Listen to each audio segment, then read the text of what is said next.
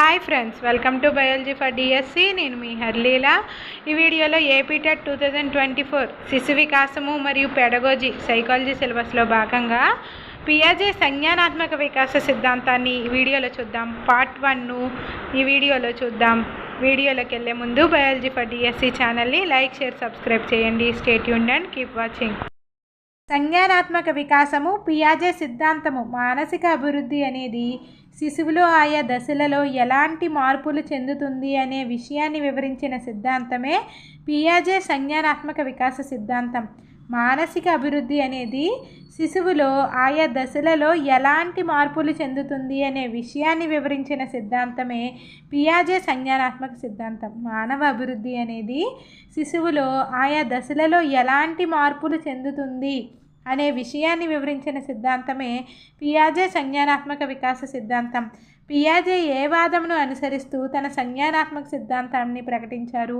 నిర్మాణాత్మక వాదాన్ని అనుసరిస్తూ తన సంజ్ఞానాత్మక సిద్ధాంతాన్ని ప్రకటించారు పియాజే నిర్మాణాత్మక వాదాన్ని అనుసరిస్తూ తన సంజ్ఞానాత్మక సిద్ధాంతాన్ని ప్రకటించారు. నిర్మాణాత్మక వాదం ప్రకారం అభ్యసనం అంటే జ్ఞాన నిర్మాణం. ఈ నిర్మాణాత్మక వాదం ప్రకారం పియాజే ఈ సంజ్ఞానాత్మక వికాస సిద్ధాంతాన్ని ప్రకటించారు కదా. అయితే ఈ నిర్మాణాత్మక వాదం ప్రకారం అభ్యసనం అంటే ఏంటి? జ్ఞాన నిర్మాణం.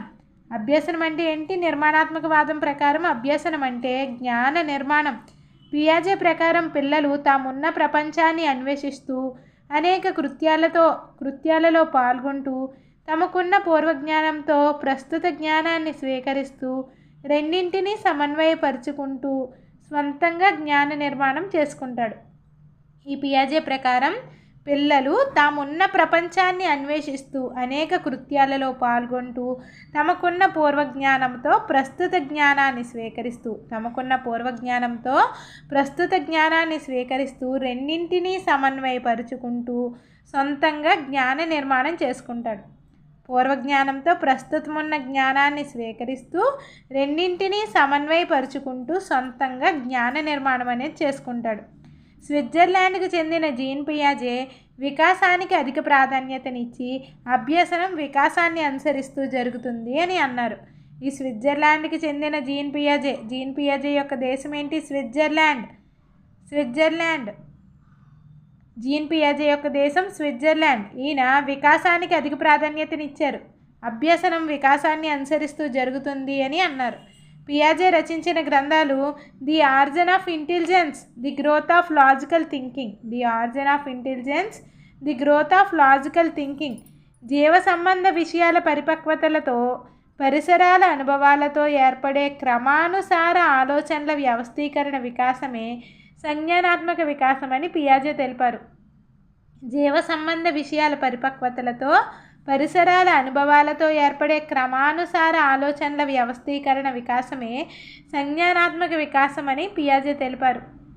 జీవ సంబంధ విషయాల పరిపక్వతలతో పరిసరాల అనుభవాలతో ఏర్పడే క్రమానుసార ఆలోచనల వ్యవస్థీకరణ వికాసమే సంజ్ఞానాత్మక వికాసము అని పియాజే తెలిపారు. ఈయన ప్రకారం ఏంటి సంజ్ఞానాత్మక వికాసం అంటే?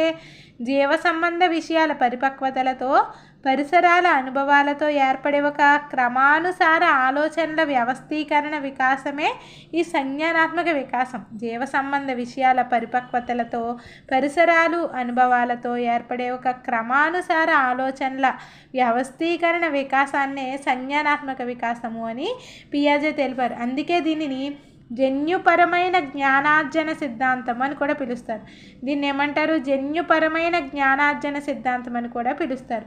సంజ్ఞానాత్మక వికాసము జీవ సంబంధాల విషయాల పరిపక్వత ప్లస్ పరిసరాలతో పొందు పరస్పర అనుభవాలు. ఈ సంజ్ఞానాత్మక వికాసం అనేది ఏంటి? జీవ సంబంధ విషయాల పరిపక్వత. మనం అనుకున్నాం పైన జీవ సంబంధ విషయాల పరిపక్వత ప్లస్ పరిసరాలతో పొందు పరస్పర అనుభవాలు అని సంజ్ఞానాత్మక వికాసాన్ని ఇలాగా ఒక ఫార్ములా లాగా సూచించవచ్చు అనమాట. అందుకే దీన్ని ఏమంటారు? జన్యుపరమైన జ్ఞానార్జన సిద్ధాంతం అని సంజ్ఞానాత్మక సిద్ధాంతాన్ని అంటారు.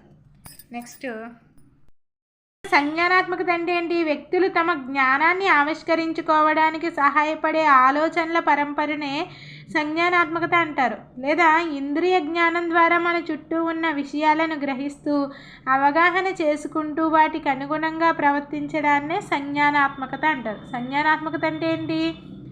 వ్యక్తులు తమ జ్ఞానాన్ని ఆవిష్కరించుకోవడానికి సహాయపడే ఆలోచనల పరంపర.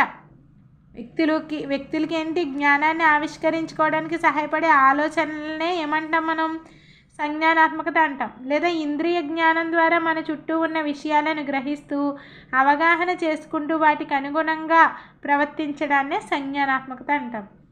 పియాజే ప్రకారం సంజ్ఞానాత్మక వికాసం అనేది వ్యక్తి యొక్క ఆలోచనలో అభివృద్ధి జరిగి తన గురించి, తన పరిసరాల గురించి, తనకు పరిసరాలకు మధ్య సంబంధం గురించి జ్ఞానము, అవగాహన ఏర్పడి తగిన విధంగా ప్రతిస్పందించడం మరియు ప్రజ్ఞలో వికాసము జరిగి మూర్త, అమూర్త అంశాలను గురించి ఆలోచించగలుగుతూ సమస్యలను పరిష్కరించగలిగే సామర్థ్యం ఏర్పడడం. వ్యక్తి యొక్క ఆలోచనలో అభివృద్ధి జరిగి తన గురించి, తన పరిసరాల గురించి, తనకు పరిసరాలకు మధ్య సంబంధం గురించి జ్ఞానము, అవగాహన ఏర్పడి తగిన విధంగా ప్రతిస్పందించడం మరియు ప్రజ్ఞలో వికాసం జరిగి మూర్త, అమూర్త అంశాలను గురించి ఆలోచించగలుగుతూ సమస్యలను పరిష్కరించుకోగలిగే సామర్థ్యం ఏర్పడడం. ఈ పియాజే ప్రకారం సంజ్ఞానాత్మక వికాసం అంటే అదనమాట. వ్యక్తి యొక్క ఆలోచనలో అభివృద్ధి జరగాలి. తన గురించి, తన పరిసరాల గురించి, తనకు పరిసరాలకు మధ్య సంబంధం గురించి జ్ఞానము, అవగాహన ఏర్పడి తగిన విధంగా ప్రతిస్పందించడం మరియు ప్రజ్ఞల వికాసము జరిగి మూర్త, అమూర్త అంశాలను గురించి అంటే తనకు కనిపించలేని అంశాలను గురించి ఆలోచించగలుగుతూ సమస్యల్ని పరిష్కరించగలిగే సామర్థ్యం ఏర్పడడం. పియాజే ప్రకారం జ్ఞాన నిర్మాణానికి సంబంధించిన ముఖ్య భావనలు స్కీమాటాలు, ప్రచాలకాలు. అనుకూలత మళ్ళీ రెండు రకాలు అనమాట. స్కీమాలు లేదా స్కీమాటాలు, ప్రచాలకాలు. అనుకూలత రెండు రకాలు. అనుకూలత సాంశీకరణము లేదా స్వాయత్తీకరణము లేదా విలీనము. మరొకటి ఏంటంటే అనుకూలత రెండవ రకం అనుగుణ్యత లేదా సానుకూలత. నాలుగవది వ్యవస్థీకరణము. స్కీమాలు లేదా స్కీమాటాలు, ప్రచాలకాలు, అనుకూలత, వ్యవస్థీకరణము. ఈ 4 అనమాట జ్ఞాన నిర్మాణానికి సంబంధించిన ముఖ్య భావనలు పియాజే ప్రకారం. స్కీమాలు మరియు ప్రచాలకాలు సంజ్ఞానాత్మక నిర్మాణంలో భాగం కాగా అనుకూలత మరియు వ్యవస్థీకరణలు సంజ్ఞానాత్మకత విధులలో భాగం. ఈ స్కీమాలు మరియు ప్రచాలకాలు సంజ్ఞానాత్మక నిర్మాణంలో భాగం కాగా అనుకూలత మరియు వ్యవస్థీకరణలు ఏంటి? సంజ్ఞానాత్మక విధులలో భాగం. స్కీమాలు మరియు ప్రచాలకాలు సంజ్ఞానాత్మక నిర్మాణంలో భాగం కాగా అనుకూలత మరియు వ్యవస్థీకరణలు సంజ్ఞానాత్మక విధులలో భాగం. స్కీమాలు శిశువు కృత్యాలలో పాల్గొని పొందే అనుభవాల నుంచి పొందిన జ్ఞానం, అవగాహనకి సంబంధించిన సంజ్ఞానాత్మక నిర్మాణాలని మెదడులో భద్రపరుచుకుంటాడు. వాటినే స్కీమాలు అంటారు. అసలు స్కీమాలు అంటే ఏంటి? శిశువు కృత్యాలలో పాల్గొని పొందే అనుభవాల నుంచి పొందిన జ్ఞానము, అవగాహనకి సంబంధించిన సంజ్ఞానాత్మక నిర్మాణాలని మెదడులో భద్రపరుచుకుంటాడు. వీటిని ఏమంటాము? స్కీమాలు అంటాం. ఇవి పరిసరాలలో ఉన్న వ్యక్తులతో, వస్తువులతో పరస్పర చర్యల కోసం లేదా భావి ప్రతిస్పందనలను ఇవ్వడం కోసం శిశువు తన మెదడులో భద్రపరుచుకునే ప్రవర్తన నమూనాలు. ఇక్కడేంటి? స్కీమాలు అంటే ఏంటి? పరిసరాలతో ఉన్న వ్యక్తులతో, వస్తువులతో పరస్పర చర్యల కోసం లేదా భావి ప్రతిస్పందనలు ఇవ్వడం కోసం శిశువు తన మెదడులో భద్రపరుచుకునే ప్రవర్తన నమూనాలే స్కీమాలు అన్నమాట. అంటే ఇక్కడ ఇవి పరిసరాలతో ఉన్న వ్యక్తులతో, వస్తువులతో పరస్పర చర్యల కోసం లేదా భావి ప్రతిస్పందనలు ఇవ్వడం కోసం శిశువు కొంత జ్ఞానాన్ని మెదడులో దాచుకుంటాడు. అలా భద్రపరుచుకునే ప్రవర్తన నమూనాలనే మనం ఏమంటాము? స్కీమాలు అంటాం అనమాట. ఈ స్కీమాలు అనేవి వ్యక్తి అనుభవాలను సంఘటితం చేసి పరిసరాలను అవగాహన చేసుకుని వాటికి స్పందింపజేసే జ్ఞానాత్మక నిర్మాణాలు. ఈ స్కీమాలు అనేవి వ్యక్తి అనుభవాలను సంఘటితం చేసి పరిసరాలను అవగాహన చేసుకుని వాటికి స్పందింపజేసే జ్ఞానాత్మక నిర్మాణాలు. ఒక కుక్క పిల్లతో ఆడుకునే శిశువు దానితో అజాగ్రత్తగా వ్యవహరించినప్పుడు అది కరిచినచో పొందిన బాధాకర అనుభవమును ఒక స్కీమాగా ఏర్పాటు చేసుకోవడం ద్వారా తిరిగి ఎప్పుడైనా కుక్క పిల్లతో ఆడుకునేటప్పుడు తగిన విధంగా ప్రతిస్పందించడం లేదా పూర్తిగా దానికి భయపడడం అనే ప్రవర్తనను స్కీమా యొక్క ఫలితంగా లేదా ప్రతిచర్యగా చెప్పుకోవచ్చు. ఇక్కడ ఒక కుక్క పిల్లతో ఆడుకునే శిశువు దానితో అజాగ్రత్తగా వ్యవహరించినప్పుడు అది కరిచినచో పొందిన బాధాకర అనుభవాన్ని స్కీమాగా ఏర్పాటు చేసుకుంటాడు. ఫస్ట్ ఆ స్కీమాగా ఏర్పాటు చేసుకుని తిరిగి ఎప్పుడైనా కుక్క పిల్ల ఆడుకునేటప్పుడు తగిన విధంగా ప్రతిస్పందించడం లేదా పూర్తిగా దానికి భయపడడం అనేది అనే ప్రవర్తనని చూపిస్తాడు. స్కీమా యొక్క ఫలితం అనమాట అలా భయపడడం అనేది. స్కీమా యొక్క ఫలితంగా లేదా స్కీమా యొక్క ప్రతిచర్యగా చెప్పుకోవచ్చు.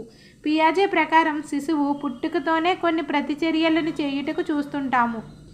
పియాజే ప్రకారం శిశువు పుట్టుకతోనే కొన్ని ప్రతిచర్యలను చేయడం చూస్తుంటాం. దానికి కారణం పుట్టుకతోనే శిశువు కొన్ని ప్రాథమిక స్కీమాలని కలిగి ఉండడమే. అంటే పుట్టుకతోటే కొన్ని స్కీమాలను కలిగి ఉన్నాడు శిశువు. అటువంటివి ఏంటి? అటువంటి స్కీమాలకు ఉదాహరణ పీల్చడం, పట్టుకోవడం, నెట్టడం, తన్నడం. పీల్చడం, పట్టుకోవడం, నెట్టడం, తన్నడం. నెక్స్ట్, పుట్టిన శిశువు తల్లి పాలను పీల్చడం, తల్లి పాలు లేనప్పుడు డబ్బాలో పాలను పీక ద్వారా పీల్చడం అనే ప్రతిచర్య శిశువులో కనిపించడం అనేది పుట్టిన శిశువులో పీల్చడం అనే స్కీమా ఉండడమే. పుట్టిన శిశువు తల్లి పాలను పీలుస్తాడు. తల్లిపాలు లేనప్పుడు డబ్బాలో పాల పీకను కూడా పీల్చడం మొదలెడతాడనమాట. అనే ప్రతిచర్య శిశువులో కనిపించడం అనేది పుట్టిన శిశువులో పీల్చడం అనే స్కీమా ఉండడమే. పుట్టిన శిశువులో కూడా స్కీమాలు ఉంటాయి అన్నమాట. పీల్చడం, పట్టుకోవడం, నెట్టడం, తన్నడం వంటి స్కీమాలు ఉంటాయి పిల్లల్లో, పుట్టిన శిశువుల్లో. Next, ప్రచాలకాలు, operations. శిశువు తన అన్వేషణలో భాగంగా అనేక కృత్యాలలో పాల్గొనడం ద్వారా పొందే అనుభవాల నుంచి ఏర్పడే స్కీమాలలో వయస్సు పెరిగే కొద్దీ పరివర్తన జరిగి ఉన్నత మానసిక చర్యలు అభివృద్ధి చెందుతాయి. వీటినే ప్రచాలకాలు అంటారు.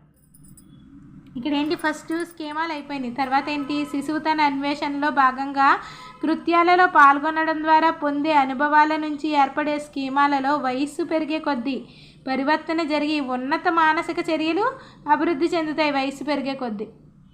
అంటే ఈ అనుభవాలన్నీ ఉన్నాయి కదా, ఈ అనుభవాలు, స్కీమాలు ఇవన్నీ కలిపి ఏం జరుగుతాయి? వయస్సు పెరిగే కొద్దీ ఒక పరివర్తన జరిగి ఉన్నత మానసిక చర్యలు అభివృద్ధి చెందుతాయి వయస్సు పెరిగే కొద్దీ. వీటిని ఏమంటాం? ఉన్నత మానసిక చర్యల్ని ఉన్నత మానసిక చర్యల్ని ఏమంటాం? ప్రచాలకాలు అంటాం. వీటి ద్వారా శిశువు ప్రపంచాన్ని ఇంకా ఉన్నతంగా అర్థం చేసుకోగలడు, సమస్యలను అనేక విధాలుగా పరిష్కరించుకోగలడు, విశ్లేషించడం, సంశ్లేషించడం, వివేచించడం, సృజనాత్మకంగా ఆలోచించడం, ప్రాగుక్తీకరించడం మొదలైనవి. ఎక్స్ అనే వ్యక్తి వైకి కుమారుడు, కానీ వై అనే వ్యక్తి మాత్రం ఎక్స్కి తండ్రి కాదు. వై ఎవరు అని ఉపాధ్యాయుడు అడిగినప్పుడు తల్లి అని విద్యార్థి సమాధానం ఇవ్వడం వివేచనతో కూడిన పరిష్కారం అవుతుంది. ఈ సమస్య పరిష్కారంలో ప్రచాలకం ఏంటి? వివేచన. అంటే ఇక్కడ మనకి ప్రచాలకాలు ఏంటి? ఉన్నత మానసిక చర్యలు అనుకున్నాం కదా, ఇవే. విశ్లేషించడం, సంశ్లేషించడం, వివేచించడం, సృజనాత్మకంగా ఆలోచించడం, ప్రాగుక్తీకరించడం, ఇవి ప్రచాలకాలు. నెక్స్ట్, అనుకూలత. అనుకూలతలో 2 ప్రక్రియలు ఉంటాయనుకున్నాం. అనుకూలతలో 2 ఉంటాయనుకున్నాం కదా ప్రక్రియలు. అవే సాంశీకరణము లేదా స్వాయత్తీకరణము లేదా విలీనము, అనుగుణ్యత లేదా సానుకూలత అనే 2 ప్రక్రియలు ఉంటాయి అనుకూలతలో. సాంశీకరణము లేదా స్వాయత్తీకరణము లేదా విలీనంలో పిల్లలు బాహ్య ప్రపంచాన్ని అర్థం చేసుకోవడానికి వారిలో ఉన్న ప్రస్తుత స్కీమాలను ఉపయోగిస్తారు. తమలో ముందే ఉన్న స్కీమాల ద్వారా ప్రస్తుత జ్ఞానాంశాలని అర్థం చేసుకుంటారు మరియు పోల్చుకుంటారు. పరిసరాల నుంచి పొందిన నూతన సమాచారం పూర్వపు అంశాలతో పోలి ఉంటే వాటిని పాత స్కీమాలలో విలీనం చేసుకుంటారు. దీనినే సాంశీకరణం అంటారు. ఇక్కడ ఏంటి? సాంశీకరణ అంటే పిల్లలు బాహ్య ప్రపంచాన్ని అర్థం చేసుకోవడానికి వారిలో ఉన్న ప్రస్తుత స్కీమాలను ఉపయోగించుకుంటారన్నమాట. అవసరం వచ్చినప్పుడు తమలో ముందే ఉన్న స్కీమాల ద్వారా ప్రస్తుత జ్ఞానాంశాలని అర్థం చేసుకుంటారు మరియు పోల్చుకుంటారు. పరిసరాల నుంచి పొందిన నూతన సమాచారము పూర్వపు అంశాలతో పోలి ఉంటే వాటిని పాత స్కీమాలలో విలీనం చేసుకుంటారు. దీనినే సాంశీకరణం అంటారు. పూర్వజ్ఞానంతో నూతన జ్ఞానాన్ని స్వీకరించి పోలి ఉన్నట్లయితే పాత స్కీమాలలో కలిపివేసుకోవడమే సాంశీకరణం. ఈ సాంశీకరణం ఏంటి? పూర్వజ్ఞానంతో నూతన జ్ఞానాన్ని స్వీకరించి పోలి ఉన్నట్లయితే పాత స్కీమాలో కలిపివేసుకోవడాన్ని సాంశీకరణం అంటాం. ఈ సాంశీకరణానికి ఉదాహరణ ఏంటి? ఒక ఉదాహరణ చూద్దాం. కుక్క గురించి ఇంతకు మునిపే ఏర్పాటు చేసుకున్న స్కీమా ఆధారంగా శిశువు తొలిసారిగా చూసిన నక్కను కూడా కుక్కలాగే భావించి పాత స్కీమాలో విలీనం చేసుకుంటాడు. ఇక్కడ కుక్క గురించి ఇంతకు మునుపే ఏర్పాటు చేసుకున్న స్కీమా ఆధారంగా శిశువు తొలిసారిగా చూసిన నక్కను కూడా కుక్కలాగే భావించి పాత స్కీమాలో విలీనం చేసుకుంటాడు. ఈ అనుకూలతలో రెండో ప్రక్రియ ఏంటి? అనుగుణ్యత లేదా సానుకూలత. ప్రస్తుతం విలీనం కాబడిన జ్ఞానంలో తప్పు ఉన్నది అని గ్రహించినప్పుడు దానిలోని మార్పుల ఆధారంగా దానిని వేరే స్కీమాగా ఏర్పాటు చేసుకోవడమే అనుగుణ్యత. అనగా ఇది శిశువుని పునఃశిక్షణకు గురి చేసే ప్రక్రియ. ప్రస్తుతం విలీనం కాబడిన జ్ఞానంలో తప్పు ఉన్నది అని గ్రహించి దానిలోని మార్పుల ఆధారంగా దానిని వేరే స్కీమాగా ఏర్పాటు చేసుకోవడమే అనుగుణ్యత. అనగా ఇది శిశువుని పునఃశిక్షణకు గురి చేసే ప్రక్రియ. అనగా పిల్లవాడు తనలోని నూతన అంశానికి సంబంధించిన మానసిక చిత్రాన్ని పునఃసమీక్షించుకొని స్వీకరించిన నూతన జ్ఞానాంశంలో పరివర్తన చేసుకోవడం. విలీనం చేసుకున్న నూతన జ్ఞానంలో మార్పు చేసుకుని సరికొత్త స్కీమాగా ఏర్పాటు చేసుకోవడమే అనుగుణ్యత. అండ్ ఇక్కడ ఏంటి? అనుకూలతలో రెండవ రకం ఏంటి? రెండవ ప్రక్రియ అనుగుణ్యత. మనం ఇక్కడ ఫస్ట్ ఏమనుకున్నాం? నక్కని చూసినా సరే కుక్క అనుకున్నాం, కానీ ఇక్కడ నక్క వేరే అని తెలుసుకోవడమే ఈ అనుగుణ్యత అనమాట. విలీనం చేసుకున్న నూతన జ్ఞానంలో మార్పు చేసుకుని సరికొత్త స్కీమాగా ఏర్పాటు చేసుకోవడమే. అంటే ఇక్కడ కుక్క నక్క కాదు, నక్క నక్కే అని అనుకోవడం అనమాట. పరిసర డిమాండ్లకు అనుగుణంగా తనకు తాను సర్దుబాటు చేసుకునే ప్రక్రియనే అనుగుణ్యత అంటారు. ఇంతకు పూర్వం కుక్కే అనుకున్న నక్కను దాని అరుపు, దాని ప్రవర్తన ఆధారంగా అది వేరే జంతువుగా గుర్తించి దాన్ని నక్క అని తెలుసుకుని తను విలీనం చేసుకున్న జ్ఞానంలో మార్పుని చేసుకోవడమే ఈ అనుగుణ్యత అన్నమాట. పాలపీకను పీల్చడం అనే ప్రతిచర్యను కనబరిచే శిశువు గ్లాసులో నీరు త్రాగించేటప్పుడు మొదట గ్లాసులోని నీటిని కూడా పీల్చడం ప్రారంభిస్తాడు. ఇది సాంశీకరణం. కానీ దాన్ని పీల్చకూడదు, గ్లాసులోని నీటిని త్రాగడం చెయ్యాలి అని గ్రహించి మార్పు చేసుకుని త్రాగడం కూడా నేర్చుకుంటాడు. ఇది అనుగుణ్యత అనమాట. అంటే ఫస్ట్లో పాలు కూడా నీళ్లు కూడా పాలు పీకడం పీల్చినట్టే పీలుస్తాడు, కానీ కొన్ని రోజులకి గ్లాసుతోటి నీళ్ళు తాగడం అనేది నేర్చుకుంటాడు. ఇలా గ్లాస్ తోటి నీళ్ళు తాగాలి అని తెలుసుకోవడాన్ని అనుగుణ్యత అంటారు అనమాట. సాంశీకరణము, అనుగుణ్యత, అనుకూలతలోని ప్రక్రియలు ఇవి.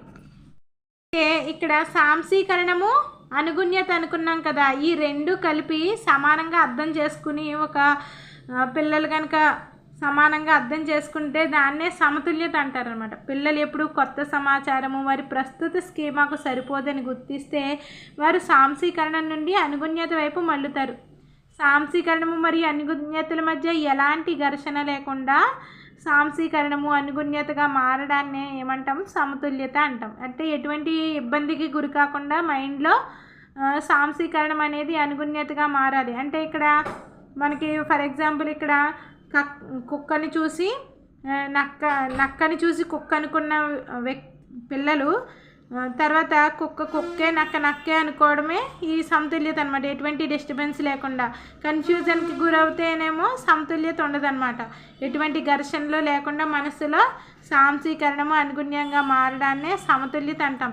సమతుల్యత చెందిన శిశువులు ప్రస్తుత జ్ఞానం ద్వారా కొత్త సంఘటనలకు సునాయాసంగా అర్థం చేసుకుంటారు. ఈ సమతుల్యత చెందిన శిశువులు ప్రస్తుత జ్ఞానం ద్వారా కొత్త సంఘటనలకు సునాయాసంగా అర్థం చేసుకుంటారు.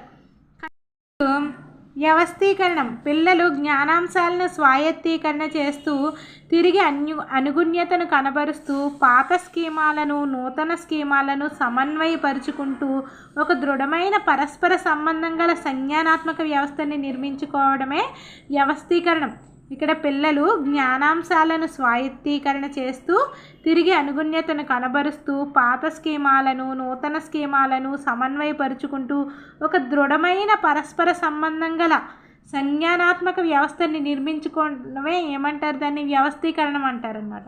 అనగా విడివిడిగా ఉన్న సంజ్ఞానాత్మక నిర్మాణాలన్నీ ఒక సమన్వయపరచబడి ఏకమవుతాయి. వ్యవస్థీకరణలో సరళ ప్రవర్తనలు సమన్వయం చెంది ఉన్నత క్రమ వ్యవస్థగా సంఘటితమవుతాయి. వ్యవస్థీకరణలో అంటే ఏమిటవుతాయి? ఇవన్నీ కలిపి ఒక అనేక అభిప్రాయాలన్నీ కలిపి మార్చుకుంటాడు అనమాట. కుక్కని కుక్క అంటాడు, నక్కని నక్క అంటాడు. ఒక దృఢమైన పరస్పర సంబంధం గల ఒక సంజ్ఞానాత్మక వ్యవస్థను నిర్మించుకుంటాడు తన మైండ్లో. దాన్ని ఏమంటాం? వ్యవస్థీకరణం అంటాం. అనగా విడివిడిగా ఉన్న సంజ్ఞానాత్మక నిర్మాణాలన్నీ సమన్వయపరచబడి ఏకమవుతాయి. వ్యవస్థీకరణలో సరళ ప్రవర్తనలు సమన్వయం చెంది ఒక ఉన్నత క్రమ వ్యవస్థగా సంఘటితం అవుతాయి అన్నమాట. అంటే ఉండే కొద్దీ కుక్కని కుక్కగా గుర్తిస్తాడు, నక్కని నక్కగా గుర్తిస్తాడు అన్నమాట. ఉన్నత క్రమ వ్యవస్థగా సంఘటితం అవుతాయి. ఇదే వ్యవస్థీకరణం.